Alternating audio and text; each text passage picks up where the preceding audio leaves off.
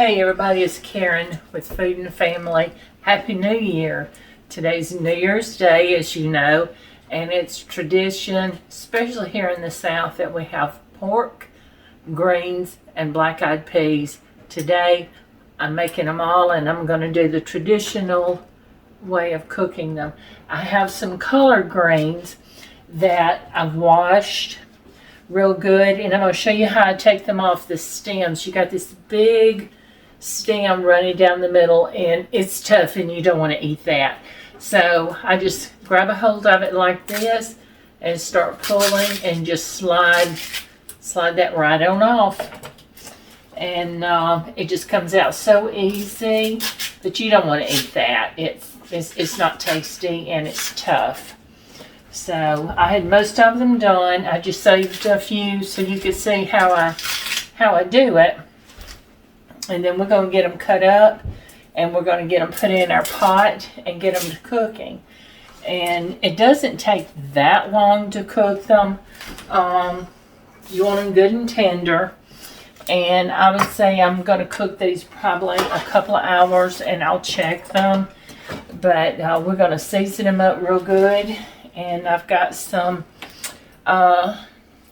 smoked shank here that I'm going to put some in my greens, and I'm going to put some in my black-eyed peas as well.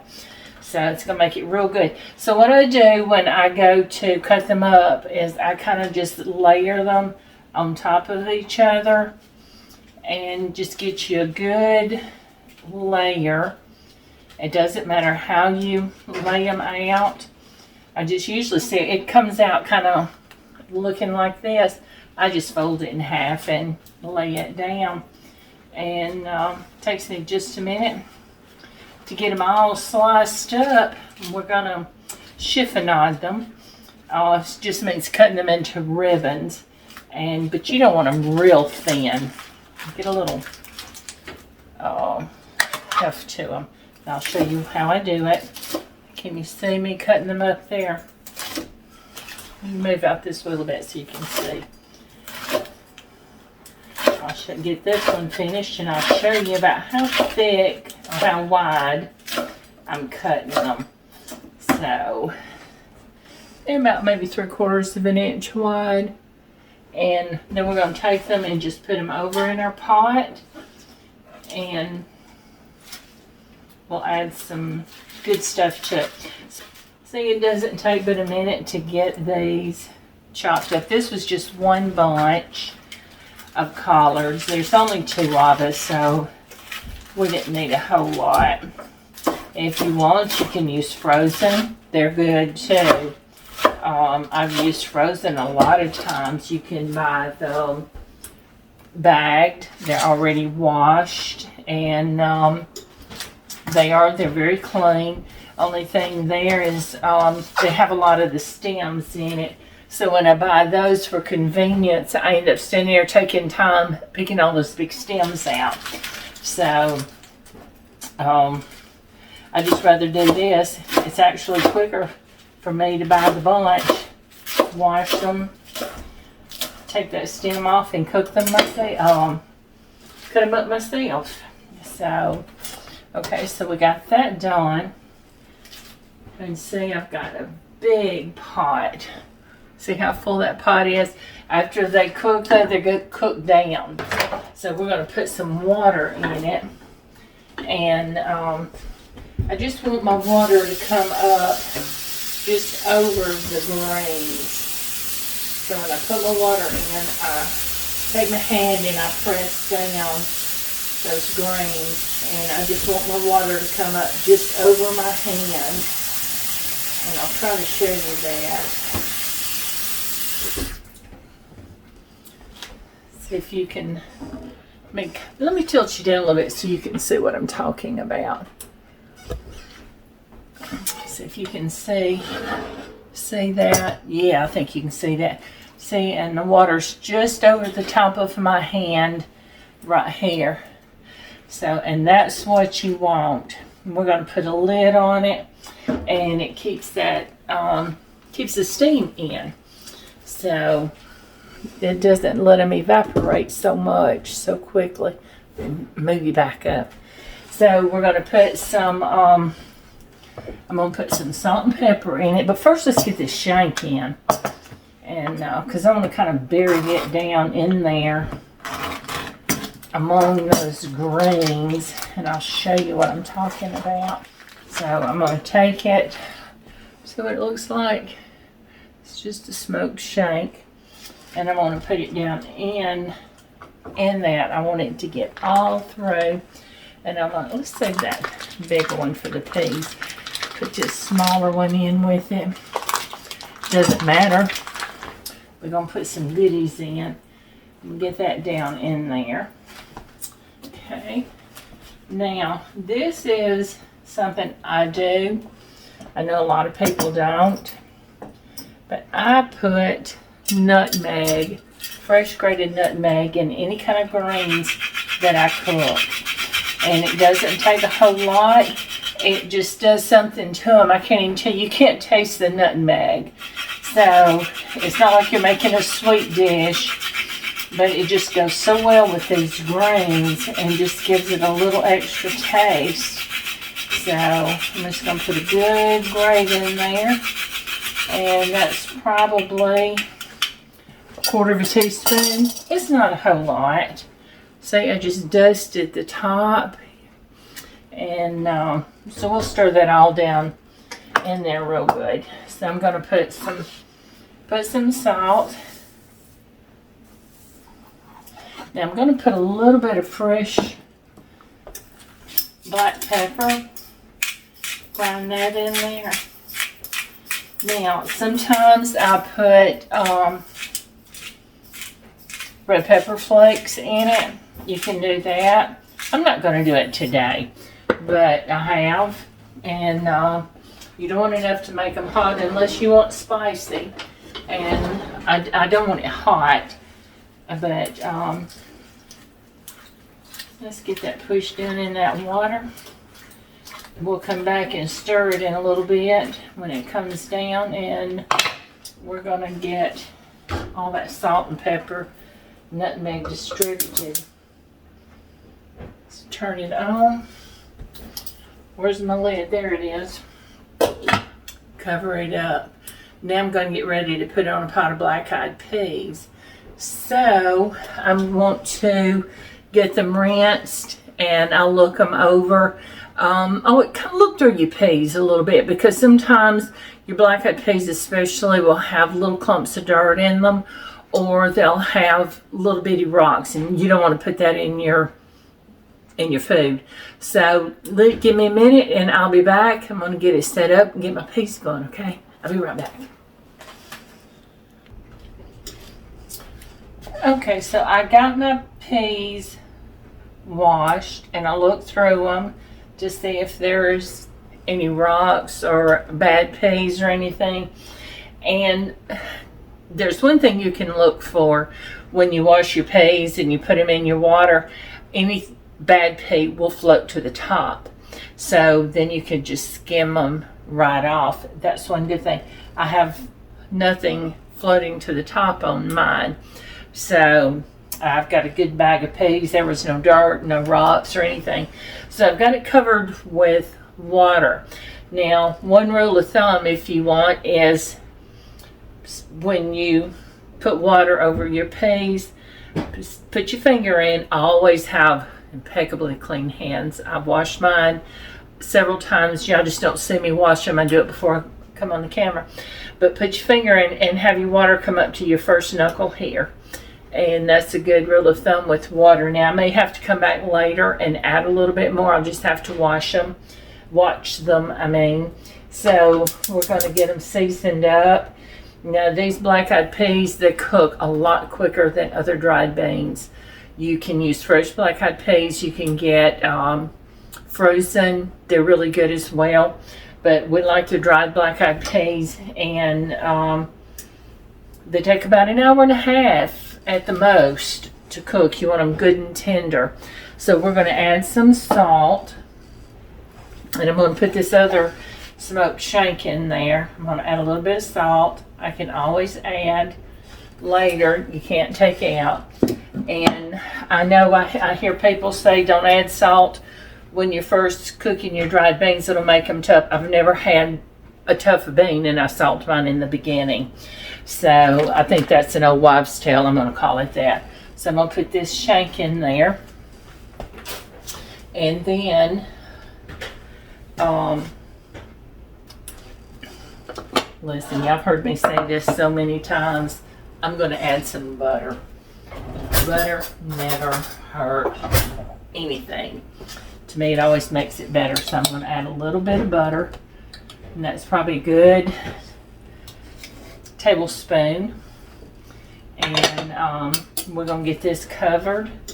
And now I'm going to come back in a little bit, and I'm going to chop up some onion, and I'm going to put some onion in it and let it cook with the peas. But I want to get them started first, and then I'll come back. I've got them covered right now, but when they start boiling, I'll turn them down real low, and if I need to keep them from boiling over, I'll cock the lid on my pot so they won't boil over.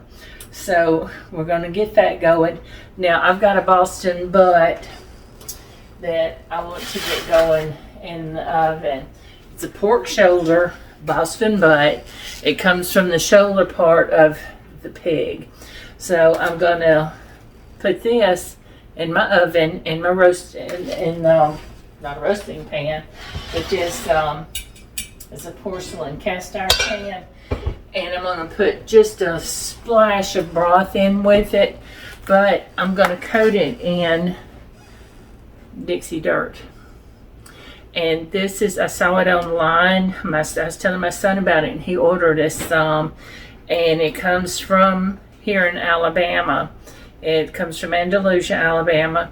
So we're going to use this to season our pork with. And I may add a little bit of salt, but it's got salt in it, so I won't add a whole lot.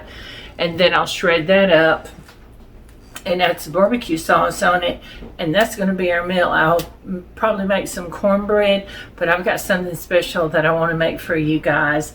So I'm going to get this started, and then we'll get to that later. It's going to be a surprise. So I'm going to get this open. And I'm going to go ahead and put it in my pot. I'm going to adjust you down a little bit so you can see what I'm doing. And so you can see in my pot there. Can you see that? I think you can.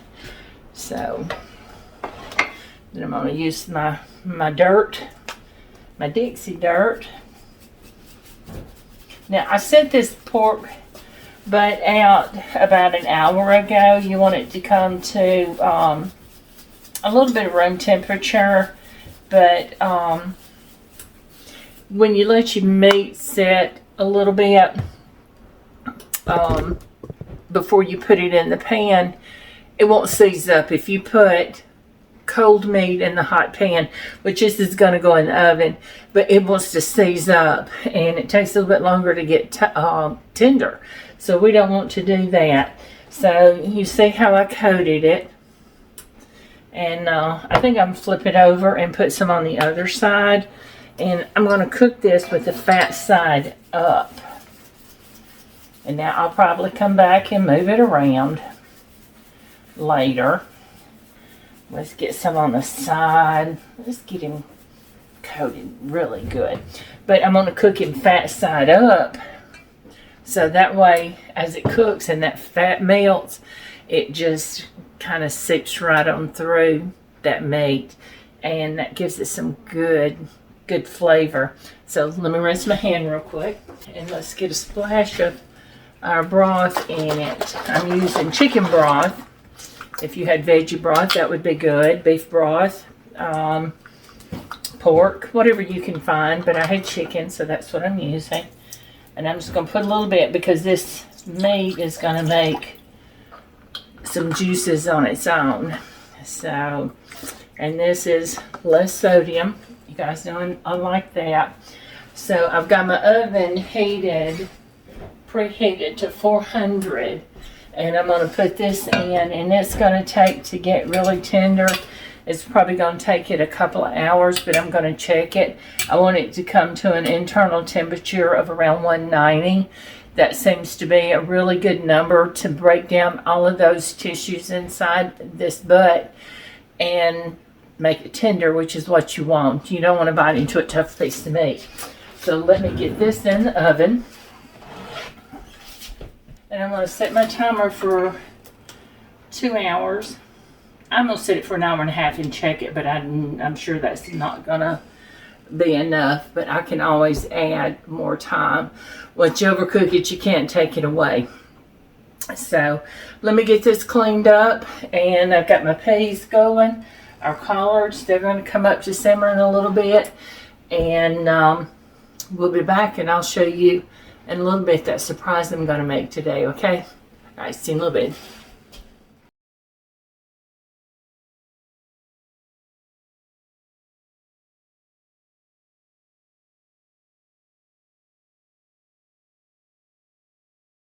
I'm going to make a banana pudding.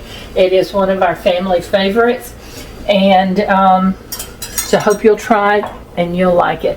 But I'm going to adjust you down so you can see exactly what I'm doing, okay? All right, here we go. Okay, I think that's good right there. So I've got 4 cups of milk that I'm going to put in this pot right here, and I'm going to let it be heating up. My pot was already hot, y'all. I'm going to let that be heating up. So you don't want it boiling, it's just warm. Now I'm going to break up 5 eggs. Now I want the yolks, but we're not going to throw away. I don't want these rolling off. We're not going to throw away the whites. We're going to use those to make a meringue to top our banana pudding with. Okay, sit over there, guys. So we're going to put our yolks in one bowl, and our yolks are going to go into the pudding. You don't want, well, I did that backwards, but that's okay. You don't want any of the yellow to get in your egg whites. I meant to put that in the bigger bowl, but that's okay. So if the yellow gets into the egg whites, it won't beat up for your meringue. Okay, so we're going to go ahead and beat up these yolks in this bowl. Set our egg whites back here, and I'll get out the mixer in a minute, and we'll beat those whites to make our meringue, but we're not ready for that yet. So we're going to beat up these eggs. So we got the milk coming to just to get warm. Now to these eggs, we're going to add a 1/2 cup of milk. Let's go ahead and whisk it in. So in this bowl, we're going to add 1 cup of sugar.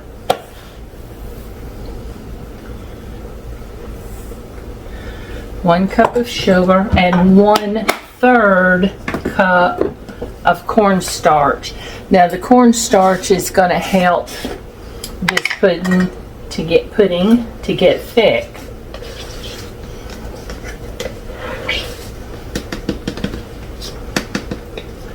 So put that in there. So we want to stir it together.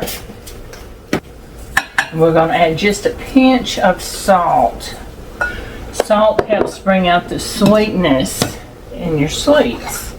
I think we've talked about that before. Just a pinch.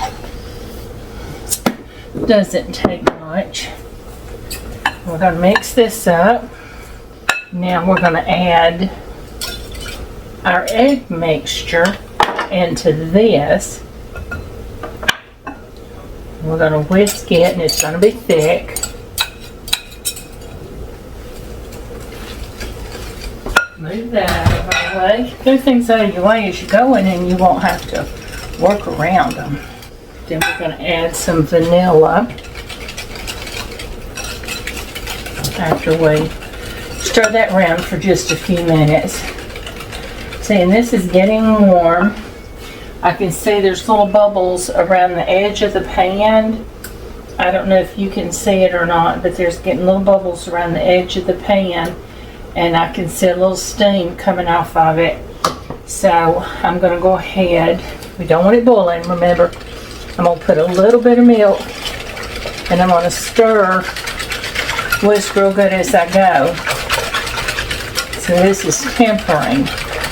I'm going to add a little bit more. So we're going to add back to this pot of the milk that we didn't use. Let's get all that sugar. So we need that in our pudding. You want it tasting good. Okay. Now we'll turn our heat back on. And we're going to stir this around probably 3 or 4 minutes. And it's going to get nice and thick. And we're going to add in our vanilla. If you put your vanilla in now, as this cooks, your vanilla is just going to cook out. So you want your vanilla to go in last. So let me pause you right here for just a minute while I finish cooking this and getting it thick, and then I'll come back and we'll put it all together, okay? So we've got our pudding. It's nice and thick. I switched over to a whisk. I'm going to use my spoon to let y'all see how thick it is. You can see how thick that is. And it is hot. And then we're going to stir in our vanilla. 2 teaspoons of vanilla. I should measure. I don't. I just splash. 1, 2. And so we're going to stir that in. And our pudding is ready. So we're going to let that sit there a minute. We're going to start our meringue. So I've got the yolks left from the eggs we used. So there's 5 yolks. I'll put those in there. I need some cream of tartar, which I forgot to get out. And we're going to put just a smidge of cream of tartar. What cream of tartar does, it helps stabilize those egg yolks, and they hold together a little better for you. So for those 5 egg yolks, I'm going to put about 1/4 teaspoon. It doesn't take much. Got my whisk attachment. We're going to lock it down and start whisking. Soft peaks for right now. Seeing those pretty soft peaks. Can you see that? They're not stiff. I'll show you when they're stiff, because you can take the whisk and they'll just stand straight up. So I'm going to add about 1/2 cup of sugar. And we're going to do it slow. When I make meringue, I do 2 tablespoons of sugar per egg white. And this is going to be just a little less than that, but I think it's going to be plenty of sugar. A little at a time. Let's check that out. Now watch it. Okay, I want you to see this when I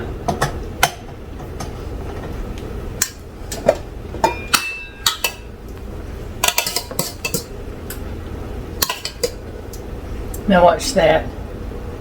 See how it stands up? I told my little grandson one day we were making meringue together. Meringue, as he called it when he was little. And I had him dump it on top of his head. Not set the bowl on his head, but hold it up over his head. And it didn't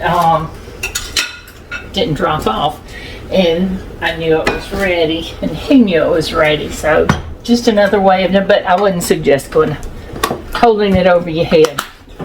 My big casserole dish that I'm going to cook it in, and my vanilla wafers. And I just dump the vanilla wafers in. Then we're going to cut this banana up. And we like banana pudding. but we don't put a whole lot of banana in it. And it's just the way we like it, with just a little bit of banana. So let me move you down a little bit so you can see. There you go. Then I just slice it up kind of thin, cut up in there, kind of spread it out a little bit on those wafers. You see how I've got it distributed out? Now we're going to take this pudding, give it a little stir.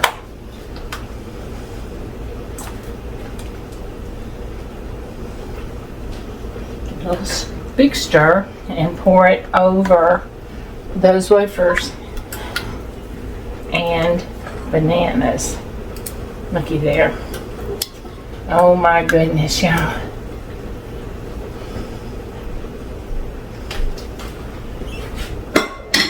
So I'm going to take my spatula and I'm going to kind of move those wafers around so we can get that pudding all the way through those wafers. We don't want to waste any. Let's get it all off of there. Now what we're going to do is we're going to come back with this meringue. Get another spatula. Move that. We're going to come back with this meringue and we're going to put it on top of this pudding. Looky there. That's going to be a lot of meringue, pile it high. And when you spread, we're going to spread it out, but you want to seal those edges against the dish, because if you don't, your meringue will weep. And if you've ever made meringue and put it on a pie or a pudding and it gets kind of moist around it, it's because it wasn't sealed well.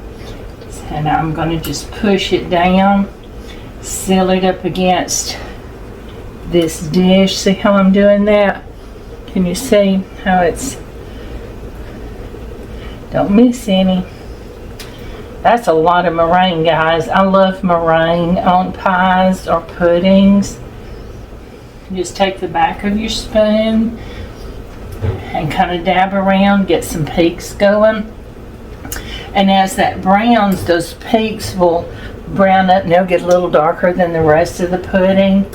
And the meringue, and it just makes it so pretty. Now, looky there. So, I'd have a little taste. What do you think? Okay, everybody, this is the pork. I took it out of the oven. It was at 195, between 195 and 200, and I sliced it up, and it is so tender. I'm going to put a little barbecue sauce on it, and then we're going to put it back in the oven and let this sauce cook on it a little bit, and it'll just get caramelized, and we are going to be ready to eat. So I wanted to come back on here and show you this. I'll finish putting the sauce on it in just a minute. But I want to show you how tender these greens are. Look at here. Ooh, my phone fogged up. I'm sorry. Look at here how tender.